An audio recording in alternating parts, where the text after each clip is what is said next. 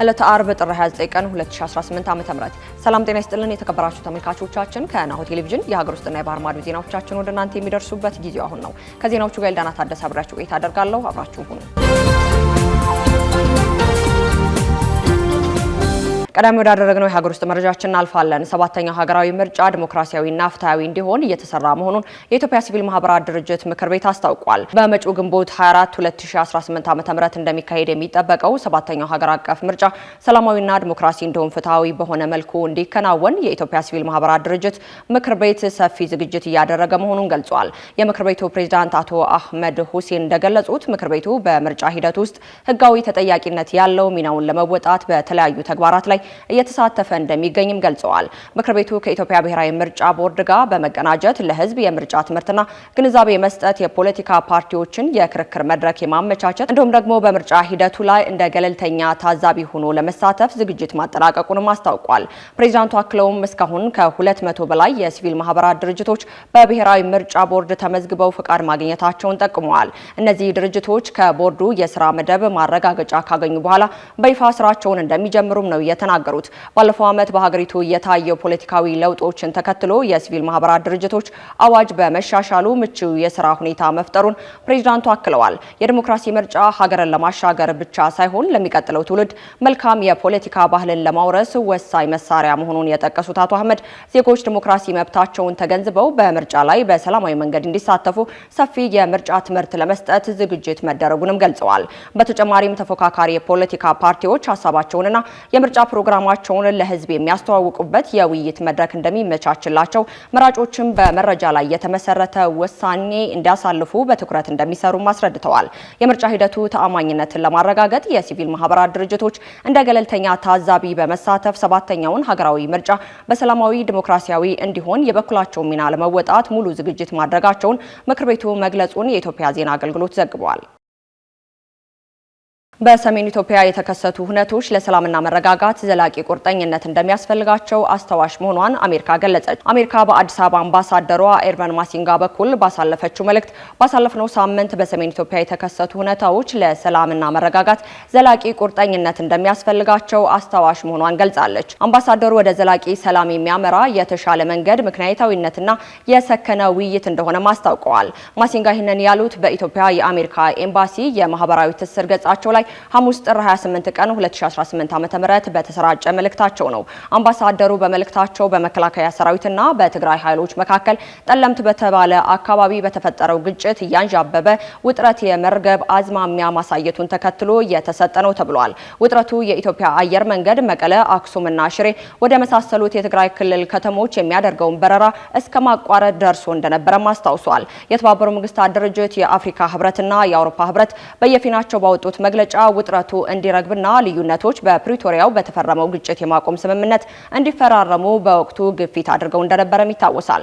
ህወሓት ባለፈው ሳምንት መጨረሻ ለአፍሪካ ህብረት ኮሚሽን ሊቀመንበር መሐመድ አሊ ዮሴፍ በጻፉት ደብዳቤ በትግራይና በፌዴራል መንግስቱ መካከል ያሉ ልዩነቶችን በንግግር ለመፍታት ዝግጁ እንደሆነም አቋሙን አስታውቋል። የሰሞኑን ግጭት በተመለከተ በፌዴራል መንግስቱ በኩል እስካሁን በይፋ የተሰጠ መግለጫ ሆነ ለጥሪው የተሰጠ ምላሽ ግን የለም። የተባበሩት መንግስታት የህፃናት መብት ኮሚቴ በኢትዮጵያ በህፃናት ላይ የሚፈጸመው ከባድ የመብት ጥሰት በአስቸኳይ እንዲቆምና ተጠያቂነት እንዲሰፍን አሳስቧል። የተባበሩት መንግስታት የህፃናት መብት ኮሚቴ በኢትዮጵያና በሌሎች 6 ሀገራት ላይ ያለውን ግንኙነት ይፋ ባደረገበት ሪፖርት ነው ይህንን ማሳሰቢያ ያስተላለፈው።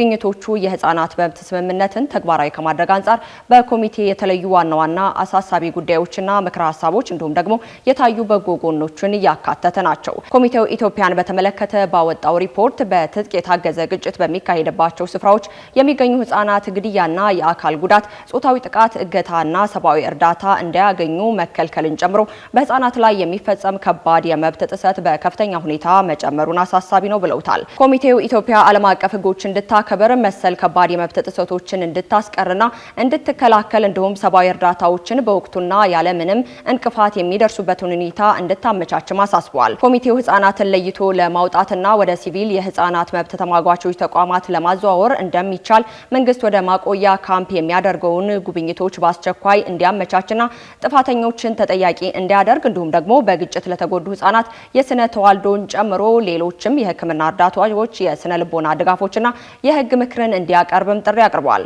ኮሚቴው በህፃናቱ ላይ የሚፈጸም ጥቃት በስፋት መሰራጨቱ በእጅጉ እንዳሳሰበው በሪፖርቱ አመላክቷል። ይህም በቤት ውስጥ የሚፈጸም ጥቃት፣ የመብት ረገጣ፣ እንክብካቤን መንፈግ፣ ጾታዊና በጾታ ላይ የተመሰረተ ጥቃቶች እንደሚያጠቃልልም በሪፖርቱ ላይ ተመላክቷል። ኢትዮጵያ ሁሉን አቀፍ የሆነ የብሔራዊ የህፃናት ጥበቃ ህግ እንዲኖራትና በህፃናት ላይ የሚፈጸሙ የጥቃት ድርጊቶችን የሚመዘግብ ብሔራዊ የመረጃ ቋት ወይንም ዳታ እንድታቋቁምም ጠይቋል። ሪፖርቱ ጾታዊ ጥቃትና በእስር ቤት ውስጥ የሚፈጸሙ ኢሰብአዊ አያያዞችን ጨምሮ በህፃናት ላይ ተፈጽሟል የተባሉ ማንኛውንም የጥቃት ክሶችን በገለልተኛና በጥልቅ ምርመራ እንዲመረምር እንዲሁም ደግሞ ጥፋተኞችን ለፍትህ እንዲያቀርብም ጥሪ አቅርቧል። ቀጥለናል። በጉምሩክና አስተላላፊዎች እንዲሁም በአስመጪዎች መካከል የሚደረጉ ውክልና በሰነድና ማረጋገጫ ምዝገባ ኤጀንሲ በኩል እንዲከናወን ተወስኗል። በጉምሩክ ስነ ስርዓት አፈጻጸም ሂደት ውስጥ በአስመጭና በጉምሩክ አስተላላፊዎች መካከል የሚደረጉ ማንኛውንም የውክልና ስልጣን በሰነድ ማረጋገጫና ምዝገባ ኤጀንሲ በኩል የተረጋገጠ መሆን እንዳለበት የጉምሩክ ኮሚሽን አሳስቧል። ኮሚሽኑ ይህንን ውሳኔ ያሳለፈው በዘርፉ የሚታየውን የንግድ ማጭበርበር ለመከላከልና ተጠያቂነትን ለማስፈን በሚደረገው ጥረት ውስጥ ነው።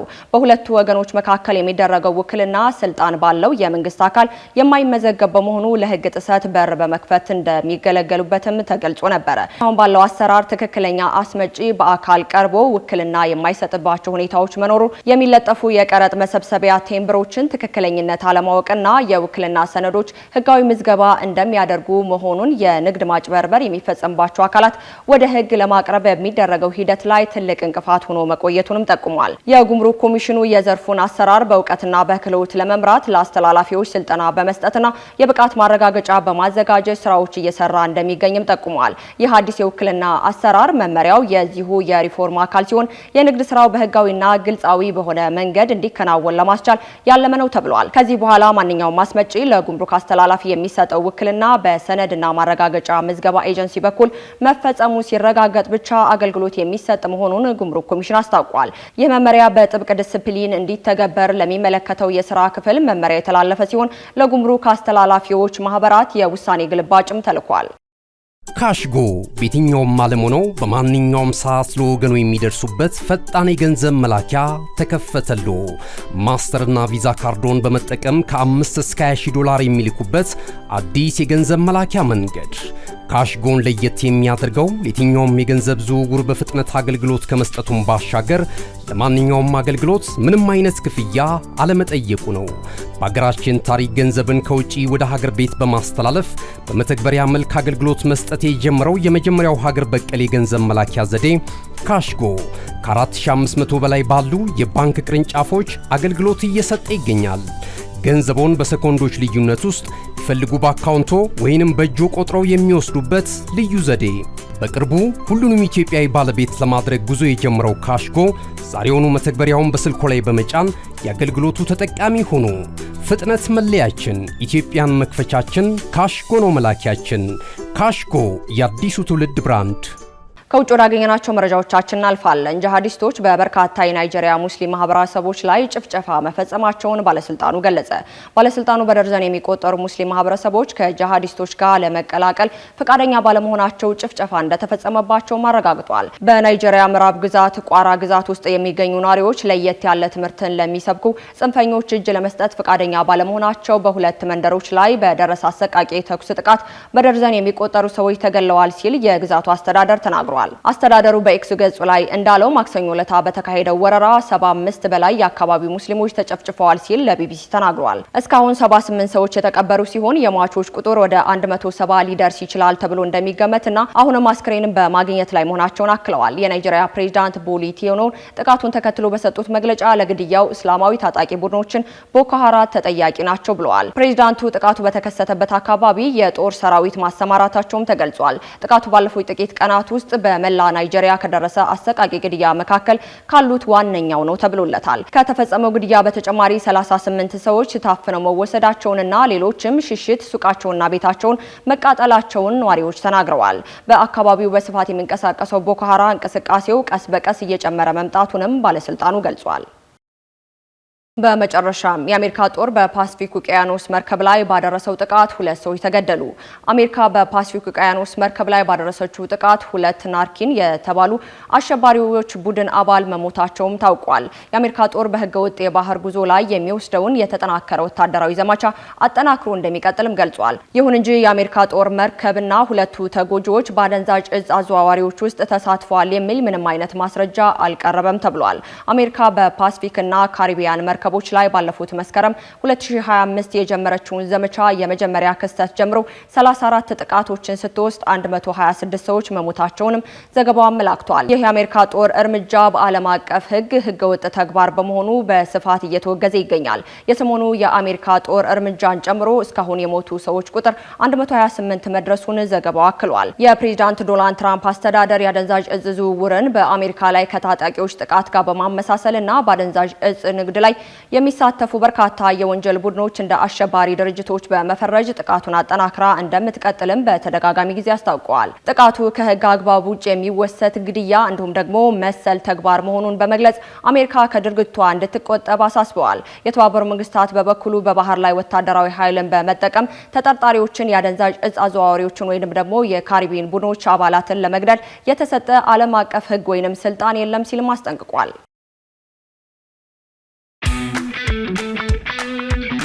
እነሆ የምስራች! የ10 አየር መንገድ የበረራ ትኬት ለውድ ደንበኞቹ በተቀላጠፈና አስተማማኝ በሆነ መንገድ እያቀረበ ያለው። በዚህም በደንበኞቹ የተመሰገነው ጉዞጎ አሁን ደግሞ ተደራሽነቱን በማስፋት ተጨማሪ ባንኮችን በማካተት ለውድ ደንበኞቹ የበለጠ አስተማማኝ ለመሆን ችሏል። የጉዞጎን አፕሊኬሽን ከአፕ ስቶር ወይም ከፕላይ ስቶር በማውረድ የመነሻና የመድረሻ ከተማዎትን መርጠው ዋጋ አወዳድረው የሀገር ውስጥም ሆነ ዓለም አቀፍ በረራ ማድረግ ካሰቡ የበረራ ትኬቶን ክፍያ በአቅራቢያው በሚገኙ ባንኮች አንድም በአካል በመሄድ ወይም በኦንላይን የክፍያ አማራጮች ክፍያዎትን በመፈጸም የበረራ ትኬቶን በእጅ ያስገቡ። ከዚህም በተጨማሪ እንደ ሁሉ ጊዜው ወደ ጉዞጎ የጥሪ ማዕከላችን 7473 በመደወል ከሙሉ የበረራ መረጃ ጋር የ24 ሰዓት የትኬት አገልግሎት ማግኘት እንደሚችሉ ስናበስሮ በታላቅ ደስታ ነው። ለበረራዎ ጉዞጎ።